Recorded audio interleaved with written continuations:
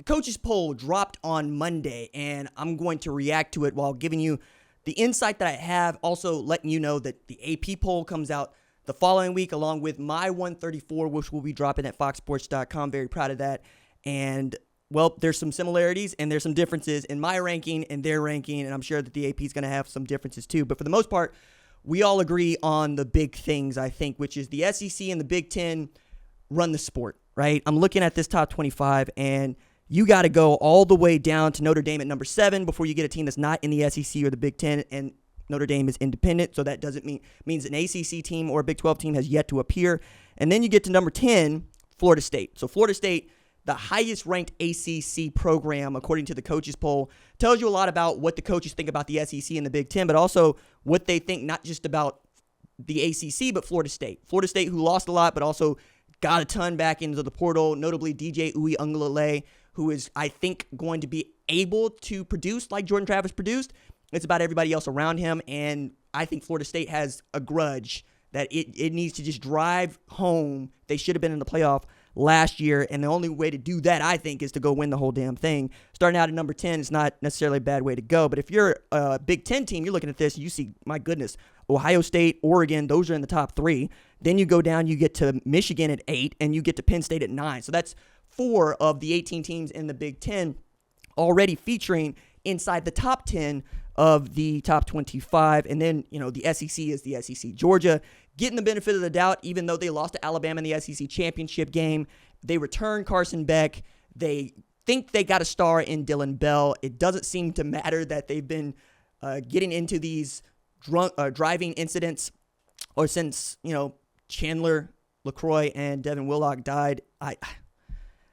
I want to see this program succeed. I want to see Kirby Smart get this under control, but it feels like on a football field, we still believe that is the best team in the sport. If you're Michigan, you're going, didn't we just win the national championship? Didn't we just elevate the offensive coordinator, the quarterback's coach? Didn't we just add Wink Martindale?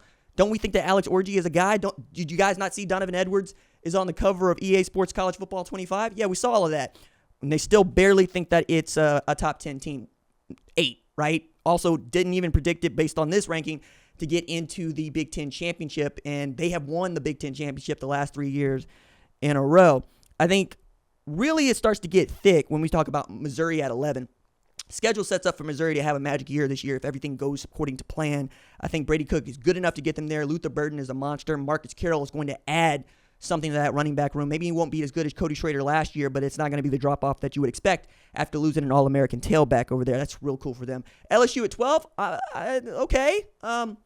I saw Garrett Nussmeier slinging it. I think LSU's got a pretty damn good football team this year, and they're going to have opportunities to prove that, starting with USC in Vegas for that game. SC, who pops in here at 23. Lincoln Riley and them going to have something to do about that, something to say about that, but I think also, the thing to point out here is Utah at 13. That is the highest-ranked Big 12 team in the country. 13 of the 16 teams. Utah, who's in their first year as a Big 12 member, but has won the Pac-12 championship 2 out of the last 3 years. We understand what Cam Rising means to that program. We understand Kyle Whittingham has done nothing but win since he got there, and that Morgan Scalley defense is always a monster. I just perhaps expected Utah to maybe get a little bit more of an edge, say over like a Missouri at number 11 or even at number 10 over Florida State, depending on how you feel about them going into their schedule this year. They don't really have a whole lot that they got to gear up for. Oklahoma State and Arizona, they play in September, but outside of that, it's smooth sailing for them. I think we're going to see whether or not Tennessee, Oklahoma have what it takes, 15 and 16 respectively, when they play each other September 21st. I'm really excited about that game. That's Josh Heupel coming home. Oklahoma and Tennessee got a little bit of history. Oklahoma has beat the hell out of Tennessee the last couple of times. I'm excited about this. Tennessee absolutely has an axe to grind, and they should, because they are a great program. Oklahoma's a great program and new to the SEC, and they would love nothing more than to give them the full dose. I think Miami at 19, I could take or leave. I get Cam Ward, I get Mario Cristobal, but something about Miami right now is just not clicking for me. It might click a little bit later on, and we'll see what that means when they play Florida early this year. I think Texas A&M at 20 is fine. Arizona at 21. It's about Noah Fafita and McMillan. I think that if the defense does its job, they'll live up to that ranking. North Carolina State at 22. Okay. That one's odd to me. I get that North Carolina State is good for about 8-9 wins every year, but does that make it a top 25 team? And does it make it a better football team than Virginia Tech, for instance, if we're just going to use an ACC flyer on that one, or SMU for that matter, who I think won 11 games, won the American last year, not a top 25 team according to the coaches poll, might be something they pick a fight about. Kansas at 24 is great for them. Iowa at 25, yeah, slot them, right? We'll slot them to start because we know what the defense is going to be like. We know that Phil Parker has been absolutely amazing at putting that scheme together, and they can compete with anybody defensively. It's about, can they compete offensively? Now, they got a new offense coordinator in Tim Lester. K. McNamara is coming back from injury, and we expect that to be a real boost to their offense in 2024, but it's still going to be Kirk Ferentz's style of offense, which is pro style, grind it out, run the ball, let the defense do the work. As we're continuing to go through this, I'm looking at Clemson at 14, and I expect them to be right there with Florida State competing for the ACC title. There's no Louisville here. Louisville might feel some kind of way about that after the kind of year they put together with Jeff Brom, and they should. I also kind of find it funny that it makes sense if you've been following the sport, so you're not new to this, but Washington played in the national championship game. Washington won the Pac-12 championship. Washington played one of the toughest schedules in the country last year, and they're nowhere near this top 25. And the reason is because the game of college football has changed dramatically. That used to be impossible, right? If you won a championship, a conference championship, and you had a bunch of guys coming back, or you played in the national championship, you could expect to be there the next couple of years, at least in the conversation. Maybe not there on the football field.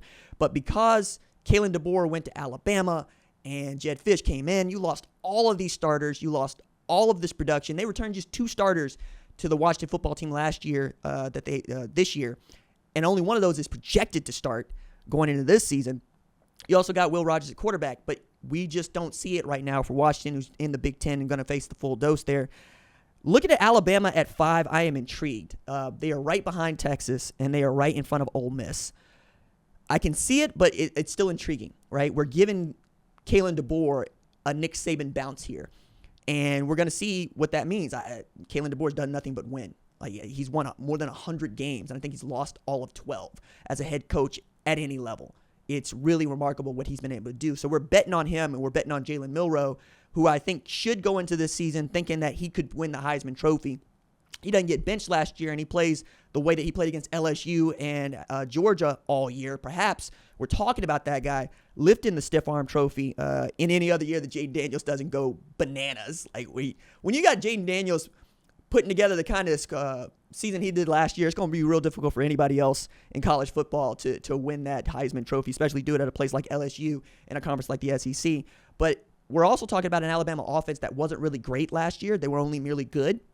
I think we're going to ask a lot of guys like Jeremy Bernard. We're going to ask a lot of guys like Kobe Prentice. We're going to ask a lot of guys like Ryan Williams, who's a true freshman. Cole Adams, who's from around the way, is going to be the second dude to leave the Tulsa Metro and go to Alabama and show out alongside Josh Jacobs.